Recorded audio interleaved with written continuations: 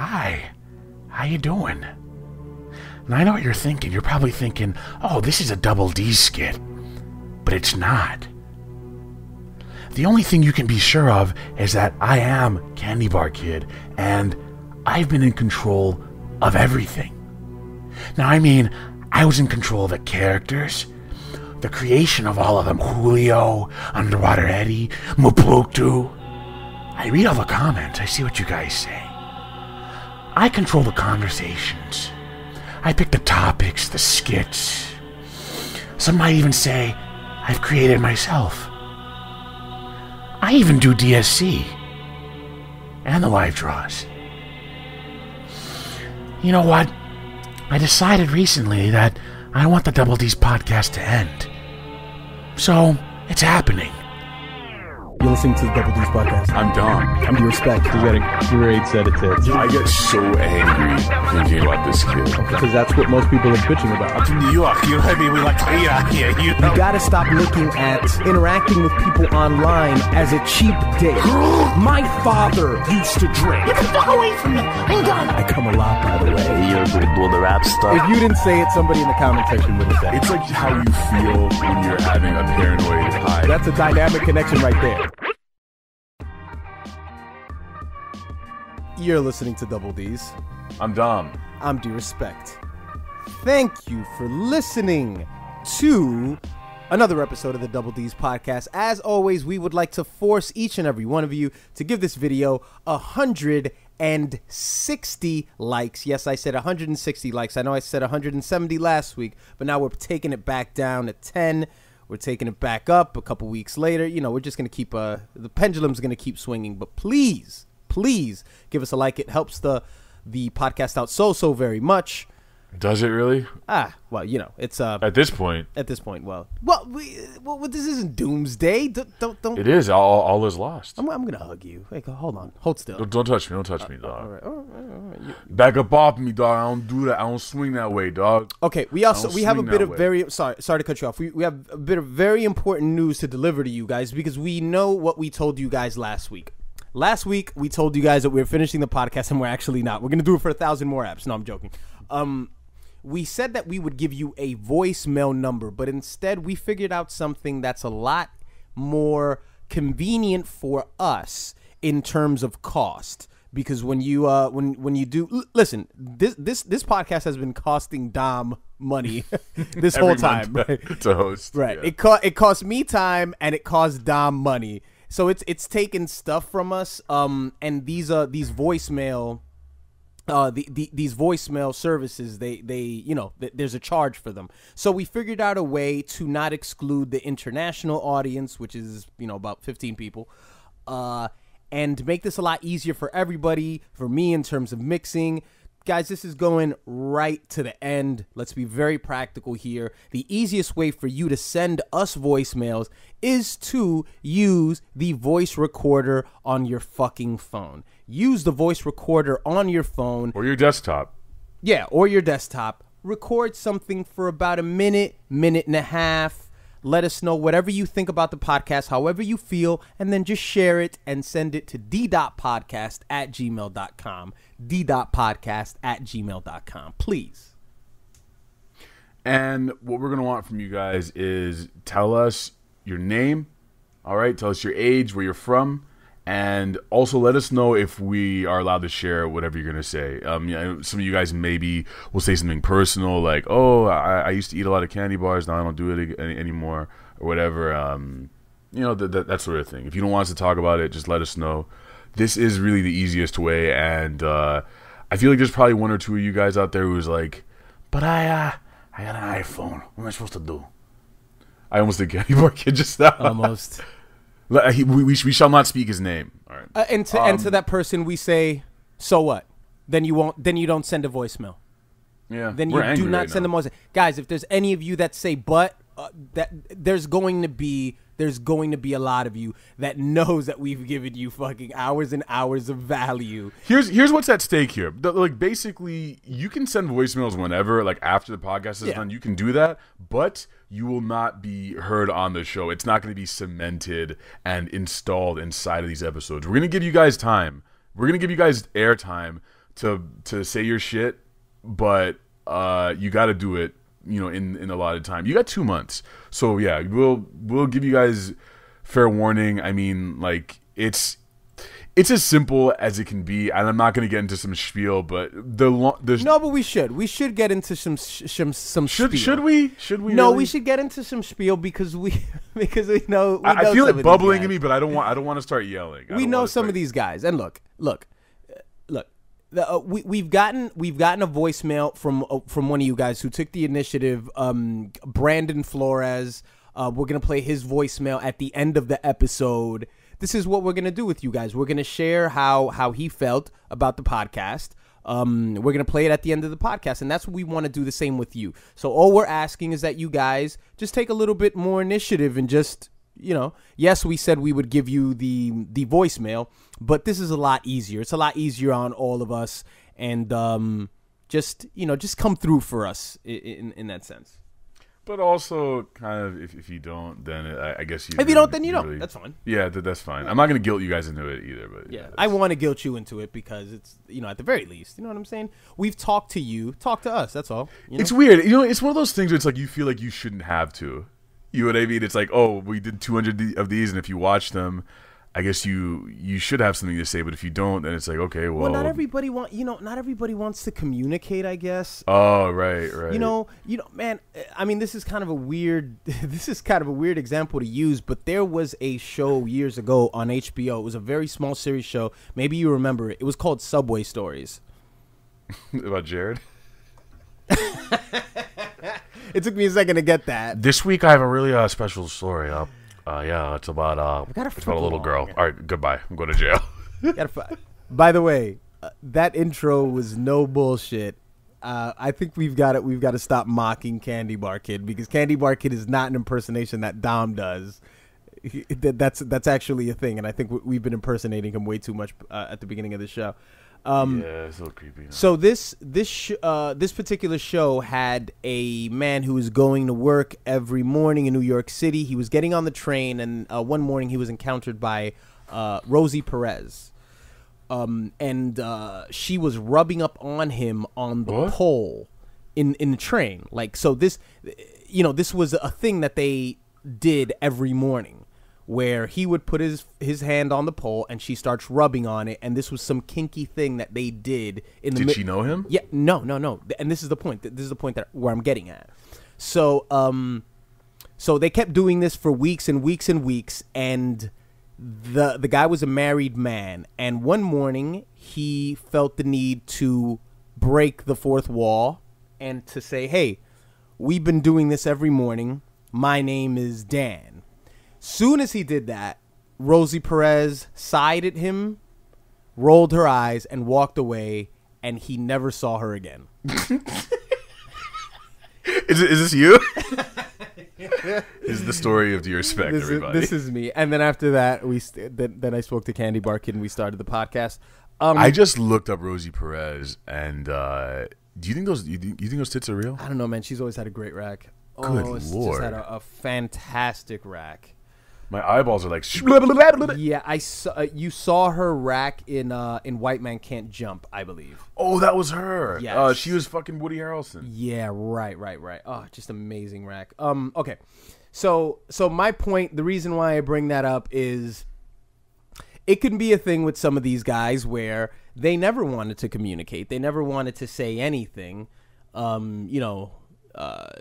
barely leave YouTube comments, so they'd rather keep it at that. And I can understand that. That's okay. I mean, I listen to certain podcasts where I don't communicate with the creators. I don't email people. It's just something for me to listen to. It's not because I don't connect with the podcast. It's just my dynamic with the material. So we can totally understand that. But again, if you want to leave a voicemail, please just put in the work. And it's not even work. And just do that. That way you can show people years later when they're asking, hey, what podcast were you into? Oh, I was into Double D's podcast. They had 200 episodes and I was featured on it. Here's that episode. I used to listen to this podcast called Double D's. It ended in 2017. Mm-hmm. It's pretty good. It was kind of weird. It had this dumbass Dominican guy. this really smart, handsome Haitian dude with a huge dick. Dude's dick was like 40 feet long. At the spleen. And it was weird. It was so amazing, this show. And yeah, now after the great podcast wars, and now that America doesn't exist anymore, and this is the future, I gotta go because I feel like this character's been going on too long. I purposefully wanted to leave him out there. Yeah, you wanted to see how far I was gonna take. I like you were gonna keep going with Winthrop. Just let it hang out there. Speaking of Winthrop, Yeah. basketball, am I right, folks? You know what I'm saying? What does Winthrop have to do with basketball? Absolutely nothing, dude. Okay, that was your lame attempt at a segue. I get it. Shit. It's terrible. Dom and I wanted to discuss this particular topic for several reasons. I think the value in this subject is it's beyond a racial. Well, it's kind of still correlated to that, but I think it's a little bit beyond that. You guys may be aware of who Lavar Ball is. Lavar Ball is basically a basketball dad. He's the father of Lonzo Ball, who was a UCLA superstar and who is now going to be eligible for the NBA draft next season. They have made it quite obvious that they want to play for the LA Lakers. That's what he wants to play. So long story short, Lavar is a very very boastful, very entertaining, very charismatic. I think he is a national treasure, and I'm not gonna say he can't do no wrong, but he knows what he's doing. He's a smart person, and I would argue, and I think a lot of people would argue that he's using very Trump-like tactics to get his message across, but. Something happened recently where he was on a show called he was on The Herd with Colin Cowherd. Colin Cowherd, who is a phenomenal broadcaster. So LaVar Ball was on this show, and you guys may be familiar with LaVar Ball and his $495 sneakers that he's selling now. And LaVar is confronted by a female co-host, a white female co-host, who asks him a question, and LaVar basically tells her to stay in her lane. He doesn't even look in her direction. They go back and forth for a while, and he basically tells her, you're a hater. You've got something coming to you. And then she says, well, are you threatening me? And LaVar sort of replies like, you see how they sort of try to switch things around. He said, I would never threaten you. I don't know how it's going to come. So the way it's implied, by the way it sounds like it's like a karmic threat. It's like, this will come back to you. This will come back to you. But yeah. The interesting thing when people do that is they don't understand how the ebb and flow of everything works. And I don't want to get too fucking, too culty on you guys like I tend to get. But what do you mean though? But I can't. That's like saying, stop fucking cursing. You can't sort of explain somebody the laws of the laws of the universe. Like if you do something bad, it will come on to you, presenting it to them as a threat because your intention is a negative intention as well. So that would sort of. If I tell you, Dom, you got something coming to you because you shitted on me, I'm sort of wishing something upon you, aren't I? You're not. I don't know if you're wishing. It's more of an observation. Yeah, it's an observation, but it's not a wish. It's not a wish, but it is. Look, when people say, every reaction gets a reaction, it's not literal, ladies and gentlemen. When people say everything happens for a reason, you're fucking retarded if you think everything happens for a reason. Because everything does not happen for a reason. Okay. Actually, I want to talk a little bit about that. Eddie eating and gaining weight is a cause and effect. That is a law of the universe. That is a reaction.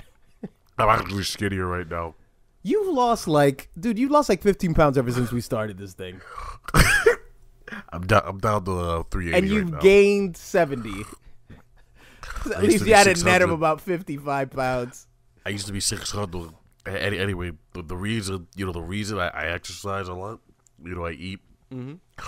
I eat healthy, and now I'm down to 380.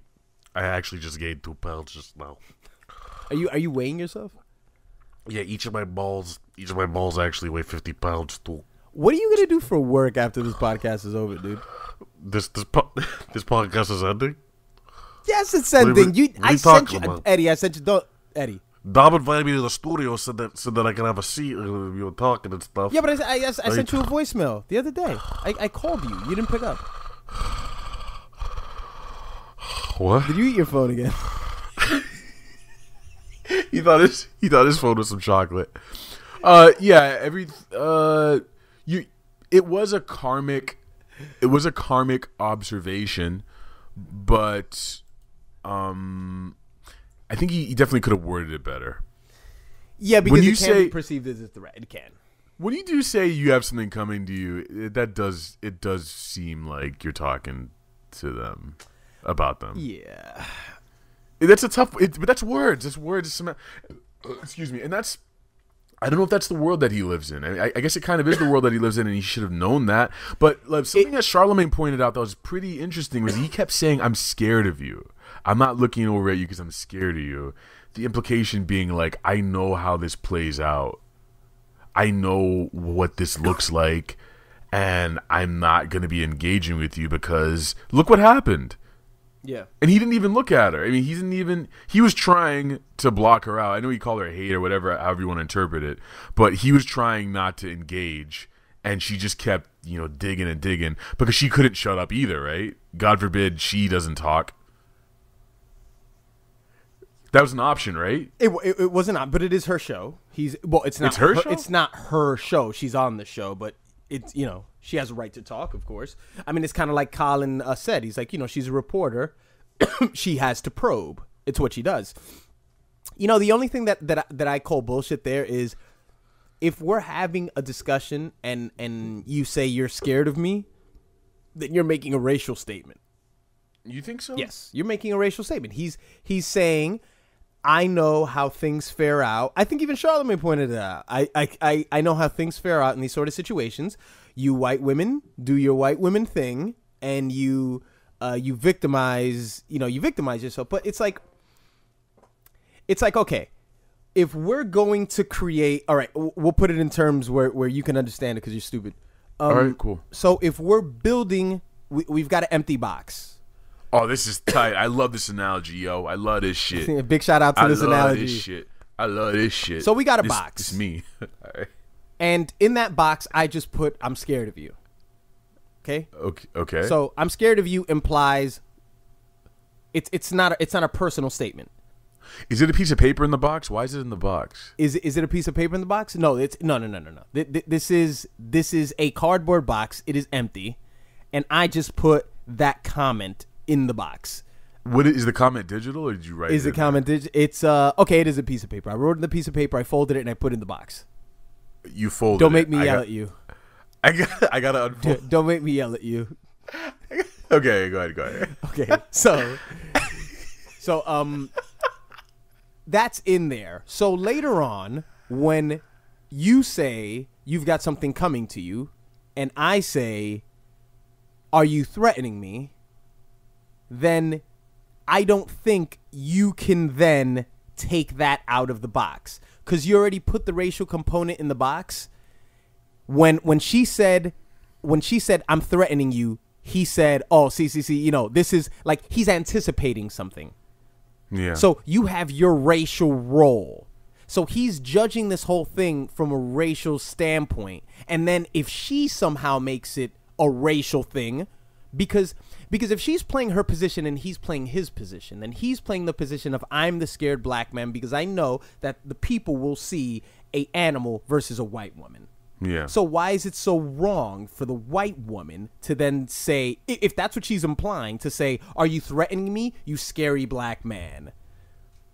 You understand what I'm saying? So it's like if we're both going to be stupid and be sort of primitive, and when you talk to me, and they're both regressing to that, you're saying. Yeah, exactly. We're both reducing ourselves because here's the thing. He had an issue with something that she said weeks ago because she was saying something about that he's forcing his children to like basketball. She was implying that he was abusing them, sort of. So when you say, you know, when you put that into the box, when you put that racial component into the box, and then when she gets racial, you sort of kicked off the situation and made it what it is. Now, I'm not saying that dynamic doesn't exist. Of course it does. But shit doesn't change if you continue to approach it from the same vantage point. She made a statement a couple weeks ago and said that he wasn't a great parent because he's fear-mongering his children into playing basketball. When she said this, he was joined by 3 other men, 2 black analysts. They sort of snickered and they laughed because, you know, what she's saying, is anybody taking it seriously? You know, she's got an opinion about what he does. And I think that I really get what LeVar Ball does, and he has to understand that the blowback of being the way that you are is that people are going to sometimes criticize things that you don't feel comfortable that they criticize. I've never heard anybody criticize his parenting. I've never heard somebody do that, but it's like, dude, if you're putting yourself out there as this boastful parent, you got to figure that this stuff comes back tenfold. And from the woman's perspective, because he also said something moronic about not wanting to market to women, or that he doesn't care for it, which is dumb. You could look at it and say he gets chastised and challenged by many men on camera, and he's never challenged or gotten pissed off or belittled one person. But it just so happens that it's a woman. You know what I'm saying? Like, I'm not even like the type of person to make it about that, but there is a percentage of that, you know, because It's a little bit. I have watched him go head to head with a lot of people that have fucking criticized him, and not once has he ever said, talk to the hand, get away from me, I'm breaking the fourth wall, I don't want to speak to you as a person. You know what I'm saying? I'm like, dude, that's a little, you know, that kind of stuff makes me feel like that stuff between him and his wife. Like, his wife probably hates her because she's a woman, so now he hates her. So it's not even necessarily a sexist thing. It's like, my wife hates you because she's a woman too, so I'm not going to talk to you. I don't know. It's, to me, I think there's some fault on both sides, but ultimately, like, I think she was definitely playing up the victim. She was like, "Oh my god!" But so is he. But so is he. By saying I'm scared of you, he's playing the victim too.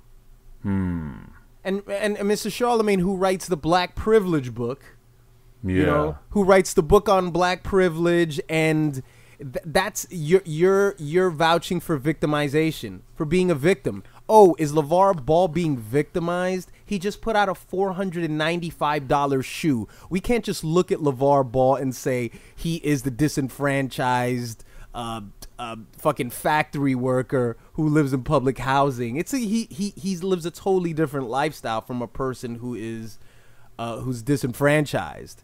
So you're saying, do you think he's invalid in the statement that he is worried about how it's going to be perceived and all that stuff? We're in a setting where we're on national TV.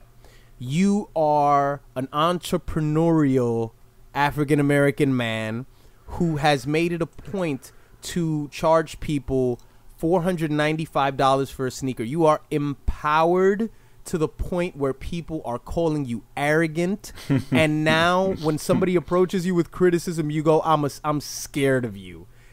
Nigga, you ain't afraid of nothing. You're not afraid of anything. So you think he was actually disrespecting women?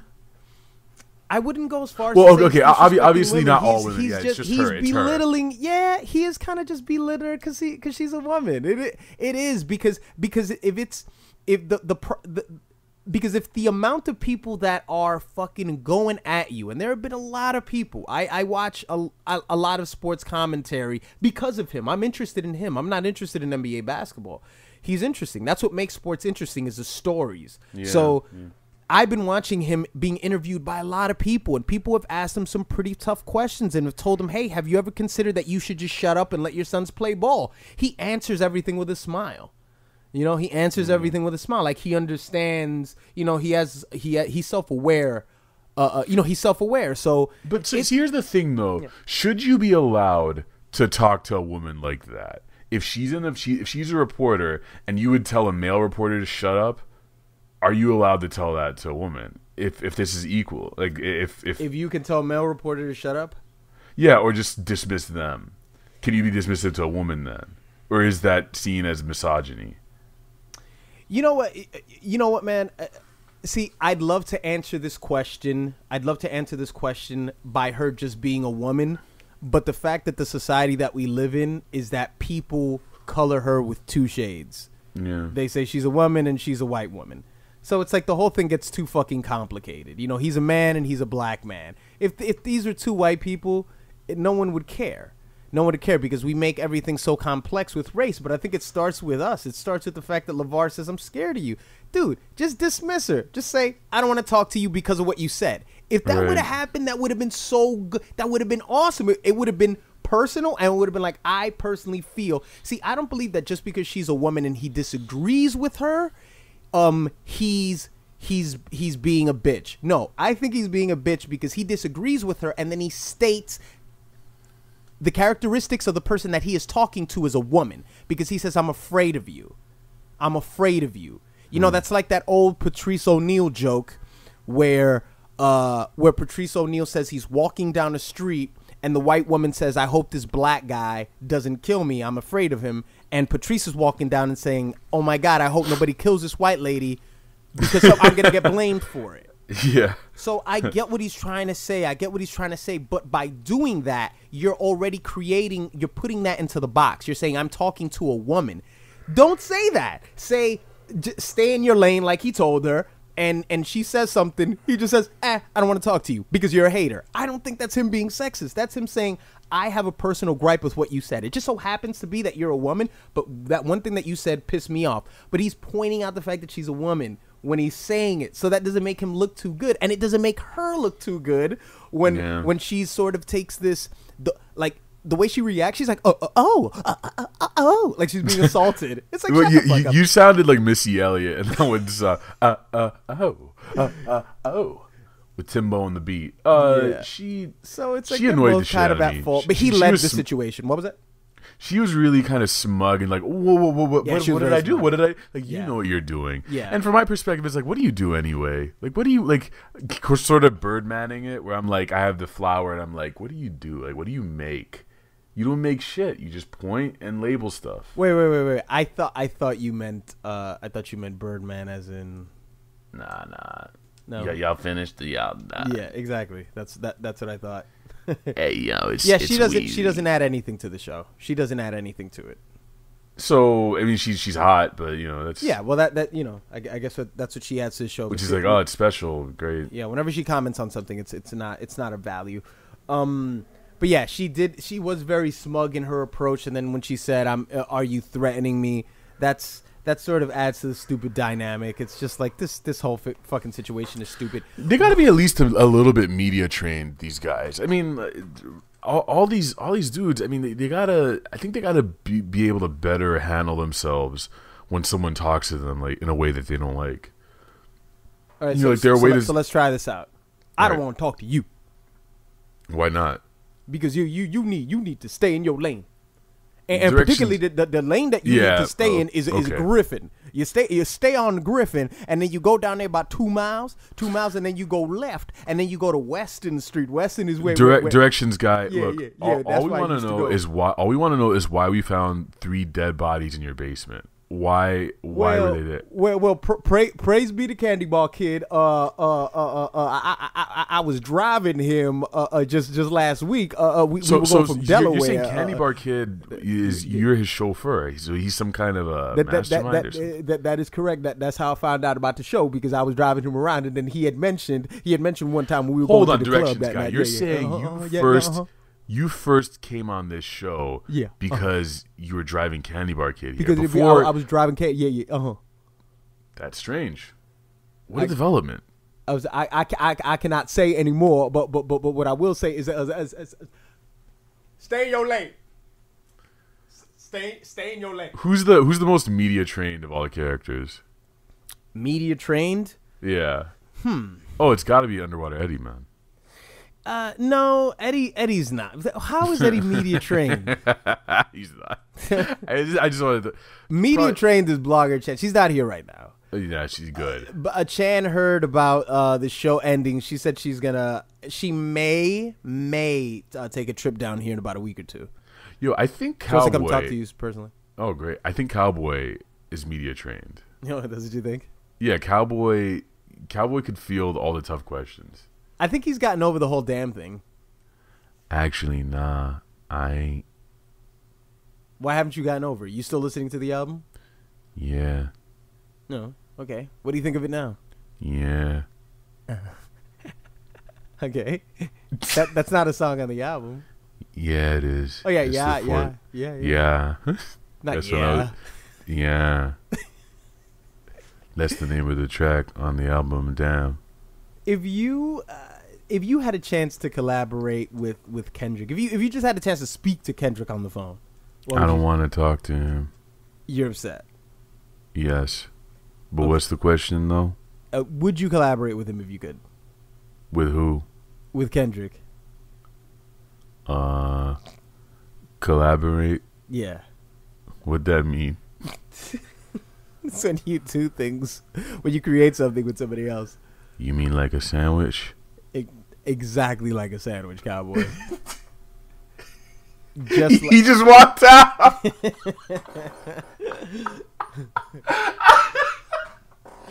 He just, his lane. He stayed. yeah, he went. Just- lane. See, everybody stayed in the lane. The directions got good. I guess. I gotta say some. Here's my hot take. Damn is not It's not, an it's album not that you- impactful. It's not being impactful. I know. It's what, Daddy. Listen to me. Everybody wants to talk all this. He's the greatest. Give things time. What's the impact of that? Of course, it's too early for the impact of the album, but that's it. The album's gone. The album is totally gone, and the reason why I think it's gone is because we squeezed the life out of it when it was here. We just punished it. squeezed it. It's like Yeah, but The so did, analysis of Kendrick Lamar's album. What does this mean? it's stop it. yeah, but that's. I mean, we did that with Timmy Butterfly and GKMC too. Not as much, man. Timmy Not Butterfly much. wasn't as scoured as Damn. What are you talking about? The coverage on Damn was something that I never saw before. It was just we just Okay. squeezed all the life and all the fun out of it. It's it's as if it's what I always felt about Rap Genius. It's a very innovative idea, but it takes the life out of music. It takes the imagination, the innovation, the possibilities of what a song could do for you, the benefit of dude, you're gonna fucking tell me that there aren't 5 songs that contribute, that bleed into your artwork, that somehow helped you extract something, or a movie, something that was extracted from it, and it somehow contributes something to your artwork. Because everybody thinks that you're supposed to listen to a song and you're supposed to get it. You're supposed to get it. We've talked about this before. And I do not believe that is the only value of music. And this is coming from somebody who's fucking talked about music for years. I get that I'm somebody who gets heady about music, but I also do understand that that's not the only thing that you can do with a song. You can do many different things with a song. And with one of the beautiful things that you can do about a song is you can totally not understand the meaning of a song, and the song takes on its own meaning that exists only in your fucking head. And you think that's more valuable than That a is consensus? infinitely more valuable, because then you will turn that into something. Because let's go with a very basic something that most people can see. When you watch a movie like A Beautiful Mind and you see that scene where he creates game theory, and they're in the bar, and as always, Hollywood tries to connect sexuality to everything, but to math. it's actually math. Oh my god! So they're at the bar, and then the other guy brings up Adam Smith or something, and it's like they've all listened to Adam Smith's theory, and Adam Smith's theory is what it is to them because they feel like they understand it. And all of a sudden, Russell Crowe has a revelation. He's like, it needs revision. You know what I'm saying? Yeah. And that's what a great song is. It's like I don't care if Humble is about whatever it is that Humble is because Rap Genius says it, or because Fucktard29 has a YouTube channel and he just gave you a 30-minute video on what it means, and now you feel like that's what it means. That doesn't matter. Something that Kendrick says in the song and that you challenge Kendrick on what he's trying to say, you know what I'm saying? It's like a couple weeks ago when I told you I heard that song on I forgot on whose mixtape that I heard. Oh, on Joey Badass's album. It was a song that he had with Styles P. And then Styles P said the thing about Fox News. You know what I'm saying? Elaborate on the point where you think that it's damaging for Styles P to say, I'm not a chicken, so I don't listen to Fox News. Oh, great. So you don't take in opposing opinions. So you don't do that. And then expand from that. And what does that end up creating for you after you've expanded that point? What does that turn into? It doesn't have to turn into a rap song. You know what I'm saying? It can turn into whatever the fuck. I mean, I know whatever it is that I'm saying probably isn't being communicated very well. But my point is this. My point is that what happened with Damn is that everybody turned it into a college course. And that's not what it is. It's not a fucking college course. When I talked about the album, even in the thick of the album, I said it's not important. What's important is how the album made you feel. How the fuck did it make you feel when you listen to it? I don't give a fuck what you think Kendrick knows or all this shit. Like, what you know what the line meant or what the song is about. That doesn't mean anything. That doesn't mean a goddamn thing. So you think you would advocate for people? You think this too? Jesus fucking Christ! You fucking, yeah, but let me just fucking elaborate on things your that you idea. draw. And you're gonna say, you're gonna answer me like you're don't, some. Don't bring my drawings into this, dude. No, I'm serious. If you bring my drawings into this, I'm gonna end this show, dude. No, Candy Bar Kid's gonna end the show. Don't talk about him either. He's gonna kill it. If you bring up my drawings one more time, dog, I'm gonna end Double D's in eight episodes. Okay? If you talk shit. What was your question? So that personal thing is more valuable. I think. I think I'm a little bit more to the left on that spectrum of you in terms of like I like knowing why some lyrics are written from the perspective of the artist. Not all the time. Like I like the Rap Genius stuff a little bit, not a lot. Like because I don't pay attention to lyrics, dude. I don't understand them. I don't really listen to that stuff. So like when you send me a Nas song and I'm listening to it, I'm just like, I think first thing to me is like beat, music, like tempo, that sort of thing, and then I try to listen for deeper stuff, but it's tough for me to understand lyrics.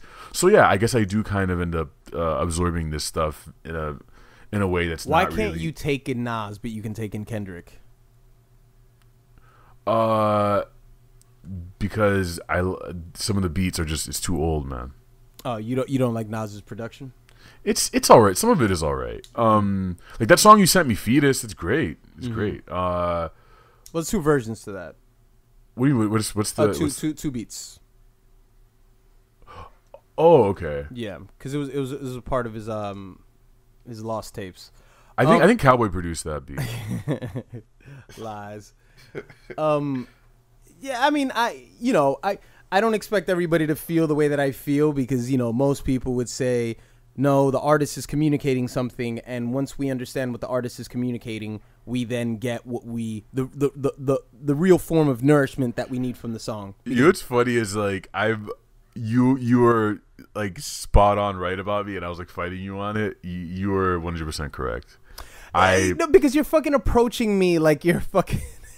Like here, dude, I'm a real estate broker. So what you're telling me, like eating like a steak You know, like you're this fucking straight You're so arrow right. guy. Yeah, I don't give a shit. Well, no, okay, a little bit. Fucking Like, weirdo. listen, man. Asshole. I care a little bit. I'm gonna end this fucking show, dude. Okay. 8 episodes from now, I'm finished, dude. I told you about this. Okay. All right. Sometimes I like the lyric stuff, but yeah, my relationship with music is pretty much like it goes through me. I like producing a drawing out of it, or however, if it makes me think. Your relationship with music is it goes through you. Oh my god. No. Look. No, I didn't say that. That wasn't. Yes, he did. That wasn't me. You said it go. Oh, okay. You did. Okay. It wasn't me. It was you said it evil goes Dom. through you. That's not terrible, but that's like level 1 douche. It goes. Are you allowed to talk that way to girl when you're out with a girl though? I say so many disgusting things when I'm Wait, talking to like, girls. no, lay it out. What have you said? Oh, man. That's douchey. I get recently. douche chills sometimes when I say stuff. And you're like, oh, God. From my perspective, I think women's sexuality, dude. I'll pull this it's shit. a spectrum.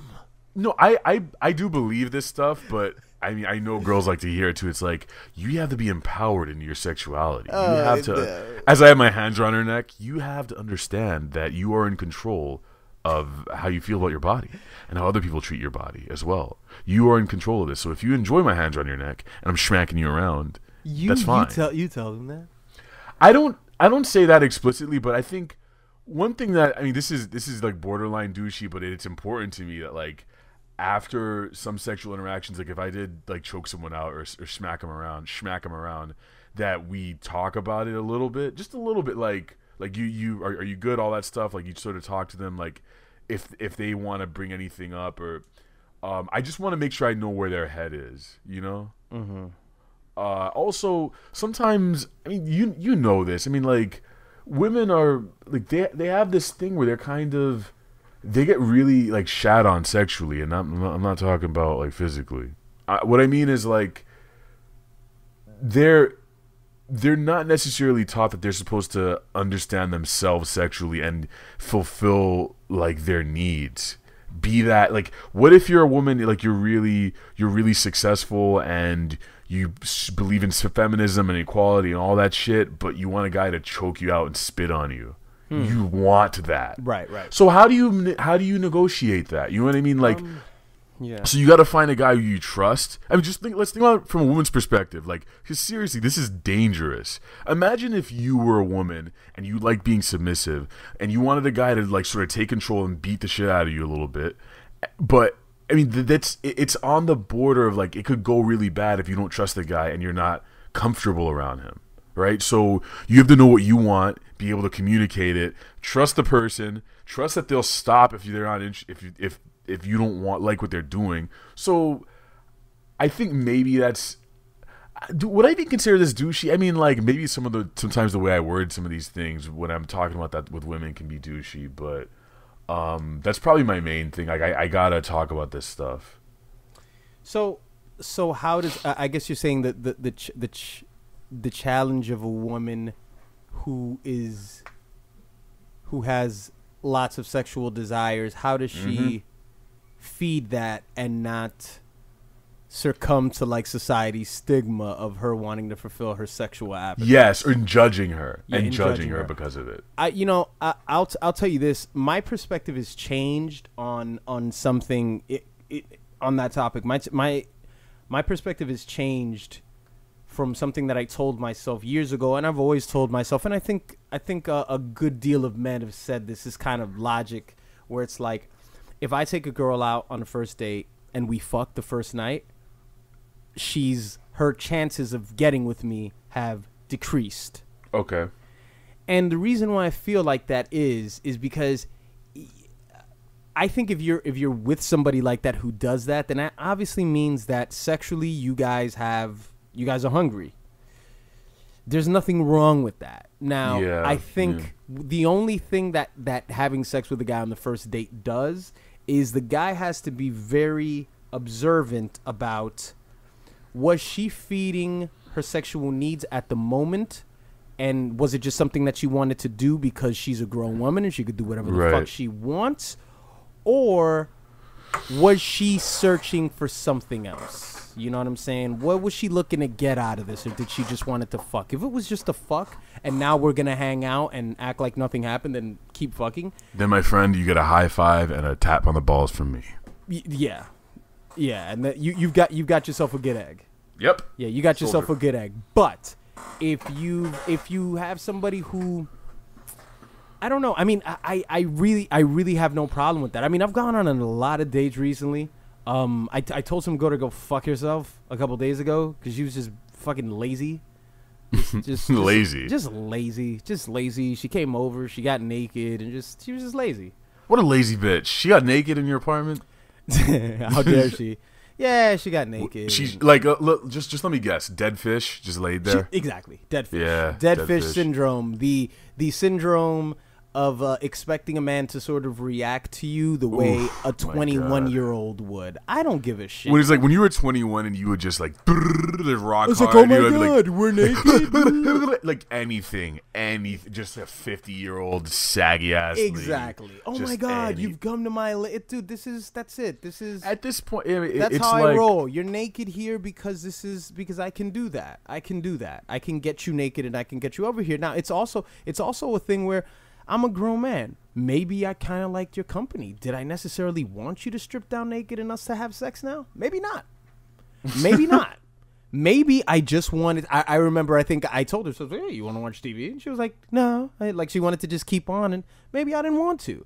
You see, women say that they want a guy that isn't like very like sexual and very forceful, and that's what I am. I'm kind of just like, hey, look, you're already in my lair. We're gonna get to that. Just be patient.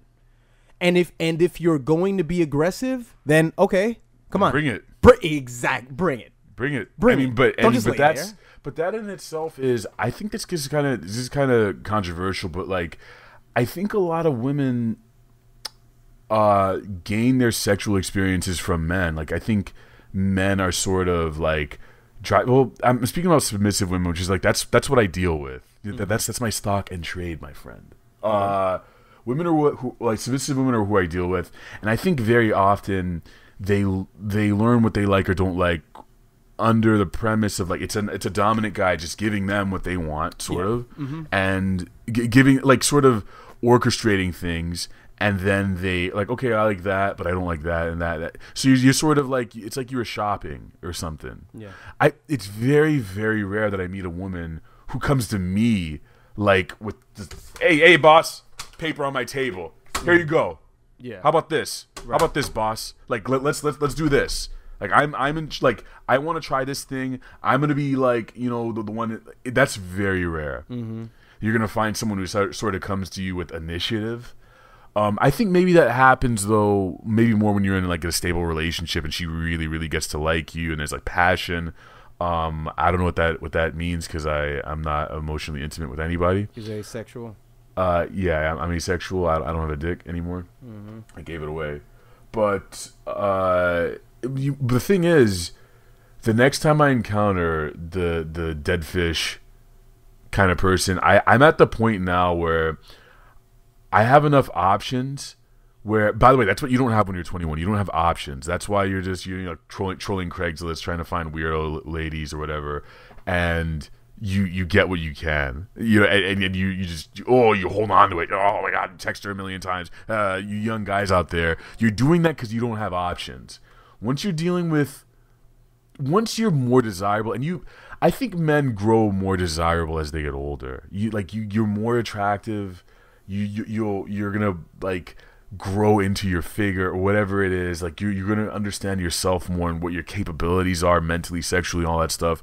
Once you get to that point, you become more sexually confident, and it's like sexual confidence, meaning whatever it is. If you're submissive, if you're dominant, whatever it is you like, you start knowing what it is you want, so that you can know what you don't want, and you know when you can or can't get it elsewhere. What I'm getting at is the next time I encounter some shit like that with the lazy chick you did, I will probably just tell her that I'm not interested anymore. Why is that? That's a thing that men, I think, are not. All right, I'll talk about myself. I'm not comfortable doing that. I'm not comfortable saying I don't want this right now. which is Yeah. weird, right? Because like as much as I am very very adamant about telling women like asking them like are you comfortable right now? Everything good? Blah blah blah. Like checking in on them, making sure like we're on the same page, all that shit. But I'm a little bit I'm bad about that myself because like you know like there have been times like girls wants to fuck and you're like I don't know. Oh yeah, I guess I'm in this now. I guess. Or even if you were dating her and you weren't really that into it, but she's back at your place and you're like, oh my god, I guess this is what I'm doing now. Yeah. Because if a woman does that's kind of, I don't want any woman thinking that when she's with me, which is probably what 90% of them think, and I just I didn't know that, but I think it's an inability to understand men. I mean, this is when the complexity of the misunderstandings of masculinity come into play. You know, I think there's a misunderstanding that I've had with myself in the past. Like, say for example, if I'm trying to fuck a girl and I just can't get it up, I'm just like, I guess I don't want to do it. But as men, did you go through the? Sorry, I'm sorry. Go ahead. Well, what I went through was, you shame yourself for it. Like, dude, you can't get your dick hard. Like, dude, that's the young man. That's the young man. Yeah, you can't get your dick hard. It's like no. As you get older, you're like, yeah, I can't because I don't feel like it. I don't feel like having sex. And dude, I'm a moderately healthy. I don't feel like it. Yeah. Moderately healthy dude. Or you just might not be into her, and that's the other thing. I might is not like, be into you. It's just like I don't fucking want. See, you get so practical about sex as you get older, guys. Trust me. We're gonna leave you guys in a couple months, but just always remember this. Just always keep this in your stupid hearts. That you're going to get so practical as you get older if you're single with women that if you bring them to your space, there's no more trying. That's it. They're in Batman's cave. They're here. I don't have to try any of my tricks anymore. I can just take off my cape and we can just hang out and we can be regular people. But the thing is once you bring them to your cave, some women don't understand that, hey, this is me saying hello. You know what I'm saying? Like, I'm not going at you full speed ahead because because I want to hang out. Not because I like you, but because I want to hang out. That's it. And hey, look, in an hour, maybe I fuck the shit out of you. But in the meantime, we're just hanging out. But because you get confident already. You don't have to try that hard. Because you saw this coming. When you meet somebody, you're like, oh yeah, I know, I'm gonna fuck her. Whereas when you were like your guys' age, you're so hopeful because you have no confidence. I promise you that 70% of women that you come into contact with, the women that you have a shot with. And if you think you don't have a shot with them, that's why you don't have a shot with them, because you're communicating that to them when you speak to them. And that's that extra Jedi shit. That stuff takes a long time. And it's very true, because some women need you to lead. They need you to lead. And if you're steering the ship and you don't know where the fuck you're going, she's not want to get on your boat, dude. So if there's a girl that you see in school or at work and you want to talk to her and you feel like she's repulsed by your presence, she's not. It's because you're repulsed by your own presence. So she couldn't possibly know what the fuck is going on. What if she is repulsed by you, though?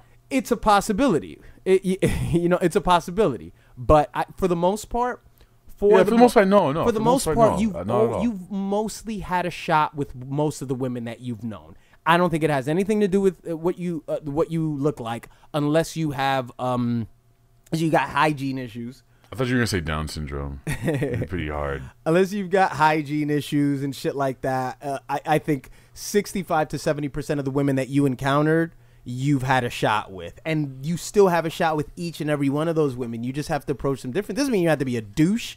You just have to be more you. Just sit in your own. In your own. I'll give you guys an example. Like, I was just talking to one of my friends about women and what he does with women, what I do with women. And what you have to understand is that we all have our different strengths. Now, some strengths that we have may lie on parts of our personality. Some strengths may lie in things that we have. My friend has a car. So Oh my god! My if you're a car yeah, guy, if you have a car, fuck he you. doesn't take girls out on dates. He can do that because he can just tell her, "I'll pick you up, drive you around, and fucking dump you and leave you there." See, that's his superpower. That's part of his. He can have other powers as well, but that's just part of his arsenal. That's not a part of my arsenal. You know what I'm saying? So you have to figure out what's a part of your arsenal and what you can use to your advantage to court these women. And don't think of it as, oh, I'm being an asshole. No, you're not. You're not. This is mating, you big, idiot. Yes, that's a big thing, dude. I remember that back when I used That's to. the new thing now. The new thing is now, oh, I don't want to offend her by. No, this is mating. Trust you me, fucking dude. When you start dick. talking to women, like when you, and that's the other thing. Like, make some female friends, man. Mm-hmm. Please have some girlfriends who you're not trying to fuck. Like, it's huge. Like, and I mean actually. People you actually care about, like women you care about, and it's platonic, because you will learn from them. Yep. You will learn from them when they talk about guys they meet, what they want, what they don't want, and that sort of stuff. And also the great thing about having women friends too is like you just get to be around feminine energy and learn more about interacting with them, because interacting with men is way different, dude. We insult each other constantly, and it's like. Right. I mean, sure, we have like deep emotional conversations, or whatever, but it's different with women. You can go to like a different sort of realm with them. But how are you gonna know that unless you have experience? Which can, I mean, for me, in my experience, it's been a very like having good conversations has been like the end all be all for me in terms of like flirting, whatever. I feel like I don't even have any flirting game. I just talk my way into shit. Mm-hmm. So it's just like you don't flirt at all. I don't even know what I guess I do. Okay, I don't even know. Okay, douche delivery. All right, douche delivery coming. All right, this is what I do. Okay. Oh boy. So if I have a compliment, I tell them, you got a compliment coming. Oh my god. What? You tell them you have a compliment coming. I said you have a compliment coming. I'm not going to tell you when it's coming, but when it comes, it's gonna. Hopefully, never. It's gonna hit you. It's gonna hit you when I tell you the compliment. And then you just hit him. Your hair is so beautiful. See, but that's part of my game is just making such a dumb and cheesy compliment that they don't take it seriously. I don't seriously tell them. Look, if I seriously have something to communicate to somebody, I just say your fucking lips are fucking sexy. If I'm being playful, I'm like, oh, it's coming. I never do that. Believe it or not. Like maybe the highest physical compliment I can pay a woman is to draw her. You understand? Oh, because that's any less douchier than what I just said. I draw her. So what? You don't give women like verbal compliment. You don't say. I compliment things that aren't physical or things about their clothing or their style choice. I don't compliment them physically because I feel like it's useless. And this is this is a hang up of mine. I'll be honest with you. It's a hang up of mine because, and I've talked to women about this where I'm like, and they know that I don't compliment them, and I'm like, because I feel like guys do that all the time, and I don't want to say what they're saying. But then they're like, okay, no, but they don't want compliments from guys they don't like, and if they like me, then it's good. It could only work in my favor to compliment them. But I'm still like, you don't want to hear that. I'll compliment them on being like particularly intelligent in some sort of way, or like being observant and stuff like that, which is very valuable to me. But the physical stuff, I'm like, honestly, dude, I feel fake saying it. Like, your hair is not like, it's not my style. So this is going back to what we were saying. It's not my thing. I mean, I guess I could learn how to do it and not feel like a piece of garbage. But yeah, it's tough. It's tough for you to give. That's ridiculous, dude. What do you mean? Literally tough for you to give compliments. I feel false when I do it. You feel false when you do it? Yeah, I'm like, your eyes, like, what? What do you, like? I don't know. But maybe it's just because the caliber of what you say is just it's just shitty. Your eyelashes, they're long. That's my advice to you guys. Have some shit. To communicate to women that your eyelashes are long. I mean, is that good? No, that's kind of Look, anyway, here's kind the of like point I'm trying to make. It's kind of how's your father, you know? Tell me about your dad. Oh, I'll talk about their dad issues for fucking 28 hours though. The point I'm trying to make is, I mean, everyone has different skill sets and things that they enjoy. I don't like giving physical compliments out. Sure, I could learn it. I don't feel like doing it right now. How do you? Okay, here's another question. How do you take compliments? Even though you don't get many, I know. It's tough. It's tough. Well, I just say thanks. Whatever. Okay, all right. I got something that I do. Okay, two things. I either go to two because it's fun. It's always fun for me, and I always fuck with women. This is just goofy. I give them. Okay, if I get a compliment, you see how girls flip their hair. I don't have hair. I can't do that. So what I do is I take out my pinky, and I just sort of just tap it with my tongue. And I just sort of tap my eyebrows just a little bit. Just tap like They like that? Apparently. Just Bob Ross. Just sort of. I could, dude, if I see you do this, dude, I'm gonna dump my drink on you. I'm gonna do it in your presence. Here's the second one. Watch him fucking walk away with every Here's what girl I've done a couple times.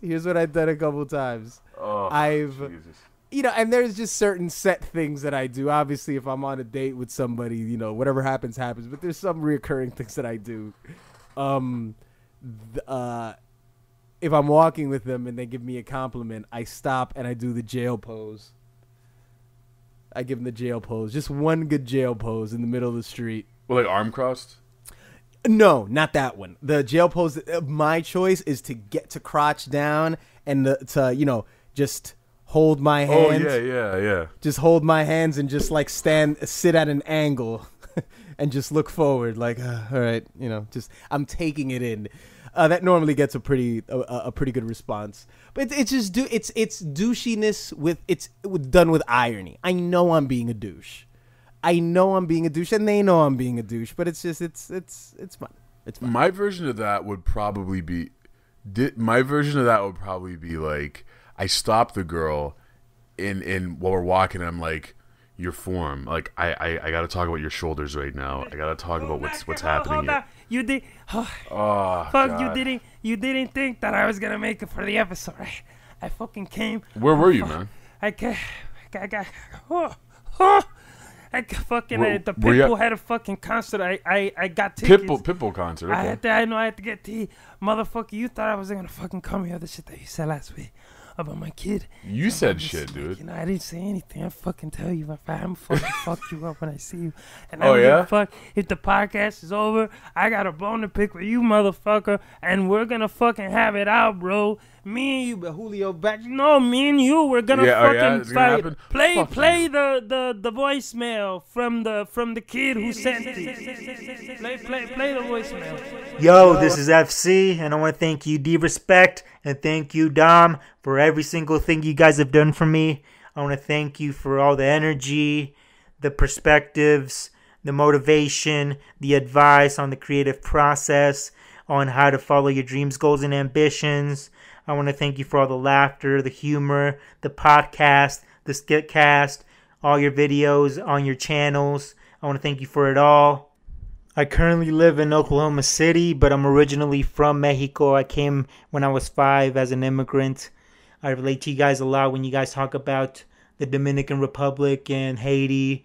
And, I mean, it's good to hear from other people from other cultures as well. I really relate to Dom when he talks about his religious upbringing, because I relate to that because I was brought up a Catholic and I went through similar issues. But just thinking things in different perspectives helped me grow out of that. And it really affects you, so I want to thank you guys for that as well. I've been a listener since 2013.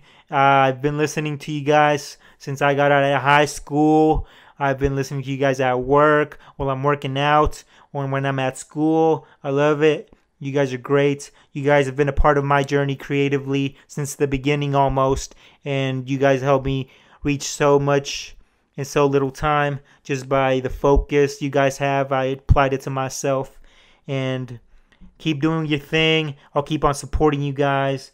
And one day, if I reach my goal, I'll help you guys in whatever way I can. I want to thank you guys. I listen to you guys every day, and I will continue to support you guys. Thank you so much.